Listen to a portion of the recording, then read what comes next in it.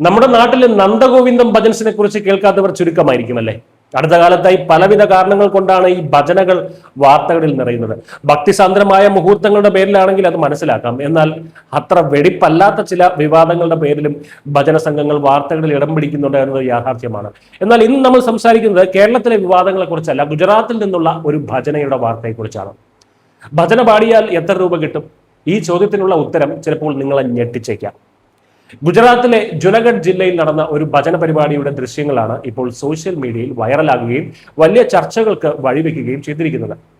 പരിപാടിക്കിടയിൽ ഭക്തിഗാനങ്ങൾ പാടിക്കൊണ്ടിരിക്കുന്ന ഗായകനുമേൽ കാണികൾ നോട്ടുകെട്ടുകൾ വാരി വിതറുന്നതാണ് ദൃശ്യങ്ങളിലുള്ളത്.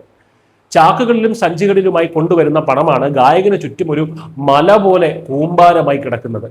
സംഘാടകരും വോളണ്ടിയർമാരും ഈ പണം വകഞ്ഞു മാറ്റാനും നിയന്ത്രിക്കാനും ഒക്കെ പാടുപെടുന്നത് വീഡിയോയിൽ വ്യക്തമായി കാണാം. ഗുജറാത്തിലെ സൗരാഷ്ട്ര മേഖലയിൽ വളരെ സാധാരണയായി നടന്നു വരുന്ന ഒരു ഡയറോ എന്ന ഒരു സാംസ്കാരിക ഭക്തി പരിപാടിയുടെ ഒരു ഭാഗമായിട്ടാണ് ഈ സംഭവം നടന്നത്. സംഗീത പരിപാടികൾക്കൊപ്പം ധനസമാഹരണവും ലക്ഷ്യമിട്ടാണ് സാധാരണയായി ഇത്തരം പരിപാടികൾ സംഘടിപ്പിക്കാറുള്ളത്. എന്നാൽ പണം വാരി വിതറിയുള്ള ഈ പ്രകടനം ഓൺലൈനിൽ വലിയ വിമർശനങ്ങൾക്ക് വഴിവെച്ചു. രാജ്യത്ത് ആളുകൾ പട്ടിണി കിടക്കുമ്പോൾ ഇത്തരത്തിൽ പണം ദൂർത്തടിക്കുന്നത് അഹങ്കാരമാണെന്നും അനധികൃത സ്വത്തിന്റെ പ്രകടനമാണ് ഇതൊക്കെ എന്നയാണ് ഒരു വിഭാഗം ആളുകൾ വിമർശിക്കുന്നത്. എന്നാൽ ഈ പണം ഗായകന്റെ വ്യക്തിപരമായ ആവശ്യങ്ങൾക്കല്ല പോകുന്നതെന്നും ജീവകാരുണ്യ പ്രവർത്തനങ്ങൾക്കും പെൺകുട്ടികളുടെ ഹോസ്റ്റൽ ഉൾപ്പെടെയുള്ള സാമൂഹിക ആവശ്യങ്ങൾക്കുമൊക്കെയാണ് ഇത് ഉപയോഗിക്കുന്നതും എന്നാണ് മറുവിഭാഗം വാദിക്കുന്നത്.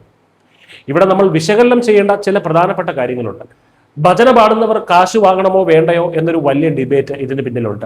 രാജ്യത്തെ പട്ടിണിയെക്കുറിച്ചും ദാരിദ്ര്യത്തെക്കുറിച്ചും വാചാലരാകുന്ന പലർക്കും സിനിമയിലെ സൂപ്പർ താരങ്ങൾ ഒരു സിനിമയ്ക്ക് വാങ്ങുന്ന കോടികളുടെ കണക്കുകൾ കേൾക്കുമ്പോൾ ഈ പറയുന്ന സഹജീവി സ്നേഹമൊന്നും തോന്നാറില്ല എന്ന് അതും നമ്മൾ പറയണമല്ലോ. എന്നാൽ ഒരു ഭജന കലാകാരന് അല്പം പണം കിട്ടുമ്പോൾ മാത്രം രാജ്യത്തെ പട്ടിണി ഓർമ്മ വരുന്നതിന് പിന്നിലെ അസുഖം വേറെയാണ്. ഭജന ദൈവികമാണെങ്കിലും അതൊരു കലാരൂപമാണ്. ഏതൊരു കലാകാരനും സമൂഹത്തിൽ കിട്ടുന്ന പരിഗണന അവർക്കും കിട്ടണം. അത് പ്രതിഫലത്തിൽ ആയാലും അങ്ങനെ തന്നെ. എങ്കിലും പണം നൽകുന്ന രീതി ഇങ്ങനെയല്ല വേണ്ടത്. നോട്ടുകെട്ടുകൾ ഇങ്ങനെ വാരി വിതറുന്നത് ദൈവികമായ ഒരു കലയെ അപമാനിക്കുന്നതിന് തുല്യമാണ്. അതിലുപരി ധനത്തെ തന്നെ അപമാനിക്കുന്നതിന് തുല്യമാണിത്. ഇഷ്ടകലാകാരനെ പണം കൊണ്ട് മൂടുന്നവർ ഇതൊരു സ്നേഹപ്രകടനമായാണ് ഇത് ചെയ്യുന്നതെങ്കിലും കണ്ടു നിൽക്കുന്ന സാധാരണക്കാർക്ക് ഇത് തികച്ചും അരോചകമാകുന്ന ഒരു കാഴ്ചയാണ്. അർഹരായവർക്ക് മാന്യമായ രീതിയിൽ പ്രതിഫലം എത്തുകയാണ് വേണ്ടത്. ഇതൊക്കെ മാറ്റി നിർത്തിയാൽ ഈ വാർത്തകൾക്കിടയിലും പ്രതീക്ഷ നൽകുന്ന ഒരു വലിയ മാറ്റം സമൂഹത്തിൽ നടക്കുന്നുണ്ട്. ഇന്ന് നമ്മുടെ യുവതലമുറയ്ക്കിടയിലും പ്രത്യേകിച്ച് ജെൻസി കുട്ടികൾക്കിടയിലും ഭജനകൾക്ക് വലിയ പ്രചാരം ലഭിച്ചുകൊണ്ടിരിക്കുകയാണ് എന്നതൊരു സത്യം തന്നെയാണ്. വാരാന്ത്യങ്ങളിൽ ലഹരിയുടെ സ്പിരിറ്റിനെ സേവിക്കാൻ പോകാതെ സ്പിരിച്വാലിറ്റിയുടെ ലഹരിയിലേക്ക് തിരിയുന്ന ഒരു പുതിയ തലമുറ നമുക്കൊരു വലിയ പ്രതീക്ഷ തന്നെയാണ് നൽകുന്നത്.